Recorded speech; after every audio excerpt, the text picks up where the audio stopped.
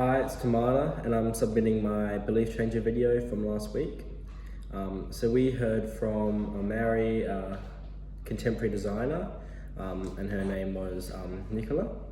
So she has three different, businesses that she looks after. One of them is Māori to inspired clothing.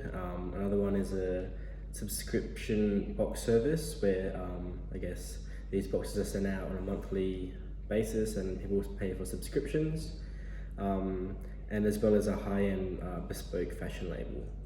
So she was talking about how it took her years of work of being creative to turn her idea into her lifelong job, and how she had a lot of limiting beliefs, that she was an imposter in her industry because she didn't have the same qualifications, and never had a fashion degree, so she felt like she didn't belong compared to her competitors.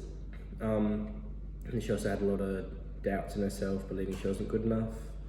But then she turned to people whose opinions she valued and talked to them and looked for them for guidance, and they were able to really pump her up and move her back into the right state of mind.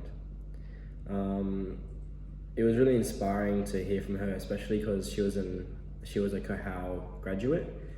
So to see someone, doing or who's achieved their goals after being in the same program as I'm doing, it's really inspiring.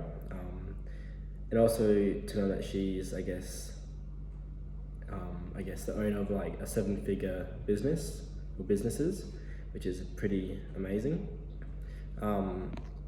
She was talking about strategies, especially talking about free shipping and how she noticed it enticed people to pay more through setting up a required price for the free shipping. So an example of this is you only get free shipping when you spend $150 or $100. So that way, if a customer is at maybe $120, they might go look for something just to bump it up so they're able to get free shipping. And this, draws in more money.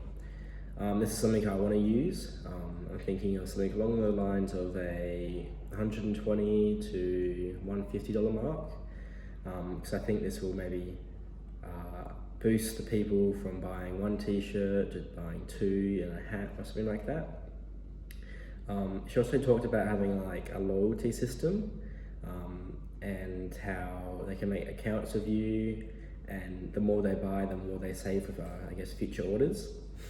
And also how she uses autoresponders to spread and show her offer stacks. And one thing I was really drawn towards was her subscription business. As she was talking about how it's just a regular income, so by having 10 people subscribed, you're able to get 10 different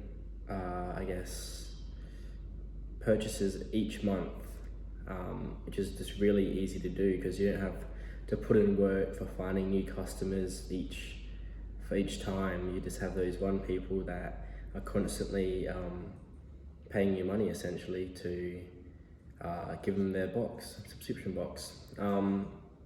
She was talking about some things to make these boxes really desirable is to have special edition, early access, or just one-of-a-kind products that goes in these boxes. And that's something I was thinking of doing, possibly doing up a design that's just for the boxes, and it wouldn't be released to the general other customers until much later in the year. She also talked about manufacturing overseas versus your own, and this is something I've been looking at, but personally I'd like to keep it within Australia. And she also talked about how adding smaller products can make the boxes more desirable because it adds, adds more to it as opposed to having just a few big things. So these can be like earrings, keychains, and other little small trinkets. As I said, I could also have a special release t-shirt, as well as free shipping for the box. So I'd think about something along the lines of the more they sign up for, the less they get it for. So If they sign up for 3 months, the subscription would be $70 per month. For 6 months, it'd be $60 per month. Or if they sign up for 12 months, it'd be $55. And this, I think, could make it more desirable in the eyes of the customer to subscribe for longer periods of time as opposed to just short periods.